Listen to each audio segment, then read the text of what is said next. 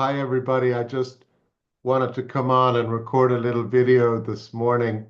Um, I've just started teaching a one-year program called Modern Spirituality in the Sanctuary Centre in Dublin in Ireland and online over the year.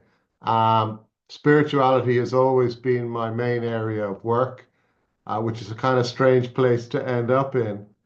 And I've always felt struggled around that label. Like when people ask me, when my kids ask me, "Oh, what do you do, Dad?" Um, I I struggle to say what that is, and I've realized recently, to say that I'm a spiritual teacher is wrong in my understanding. Those two words don't go together as such.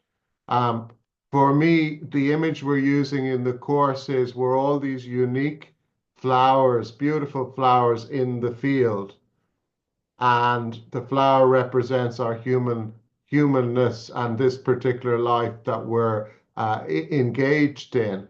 And then the field that we connect into, and that connects us all together, is the spiritual field.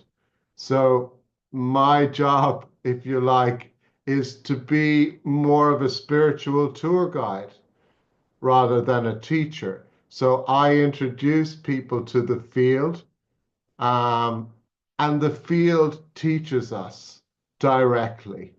The spiritual field teaches us directly. That's the teacher, the teaching bit. Now, I help people interpret that. I introduce them to the field. I help them to interpret what they're learning, how their whole sense of identity is changing and growing because of this experience, and what that means and what the process looks like and the path and the deeper journey of connecting into that field and how we bring it into our daily life in terms of discerning and listening and feeling guided and supported. So the field is the teacher, and really my role is more of a spiritual tour guide. And I like that idea. I really do. So I just wanted to talk about that today. And again, with the client this morning, we were discussing this, and in the context, for example, of Christianity. And again, this is maybe it's a little bit countercultural and maybe counter church. So if you're deeply embedded in that, now's the time to turn me off. But we were talking about Jesus as a spiritual tour guide rather than a spiritual teacher. So, again, in my understanding, Jesus was always in the Christian context, was always pointing the way and say, look, just do what I do. This is the way to God. Just do what I do. He wasn't trying to teach anybody. He was a tour guide. He was trying to introduce people to the field, the divine field that connects us all together. Um, and then the institution of the church came along and made it about him.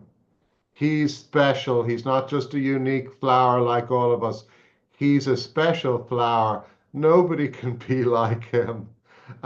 We're all sinners, and he's God, basically. And they created this split then between Jesus and people, and they stepped into the middle of that, and they said, "Now we're gonna be the mediators as priests and nuns and so on, and the church. We're going to mediate between this special person and you as the sinners, and that's our job to interpret and mediate and basically tell you what to do."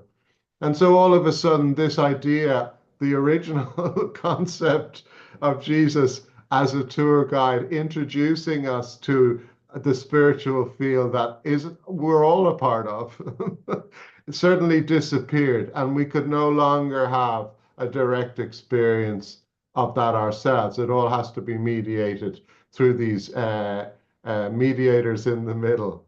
Um, and unfortunately, that's continued so much in different religions. And none of these people we consider spiritual archetypes, Jesus, the Buddha, Muhammad, and so on, none of them, are God. They are all tour guides. They're all there to point and say, follow me. This is how you connect to the field. The field will teach you, the field will get a hold of you, the field will transform you. And I'm just here to show you how to connect to that and to help you on that journey. That's very countercultural, what I've just said. Um, and if it's ruffled your feathers, I bow down in a deep apology for that. Turn me off. But yes, but otherwise, if you are involved in spirituality, I think it gives a good example of the difference between perhaps religion these days, and particularly in the past, and how it's been interpreted, and spirituality, which are very different contexts. And for most religious people or people of faith and religions, the main religions, they say, you can't access the spiritual field unless you're part of our tradition. We own the spiritual field. We own it. This is the only way you're going to get there. We own it. And unless you sign up, well, most of us didn't sign up directly, we're just born into it. Unless you sign up to our club, you can't access it. And one of the things that I try to do in my very small way is to separate those out and say, no, the spiritual field, the spiritual domain is a part of everybody. It's available to everybody because it is the underlying reality behind all things. It's a divine reality, of course, and it's the underlying reality, and anybody can access it. Because it's part of us. It's part of us, ironically.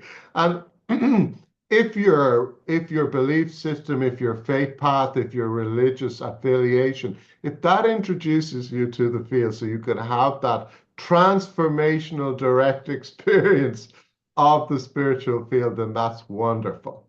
That's absolutely wonderful. If it makes you into a more loving, kinder, humble, transformed human being, then wonderful, it's working. But if it doesn't, and unfortunately, there's just too many examples of where it doesn't. But if it doesn't, it's not working. And unfortunately, that's the legacy of so much religious teaching over the years. It hasn't introduced people directly to the field. As I said, in the Christian sense, Jesus, our God, is over here. You can never be like that. You're a sinner.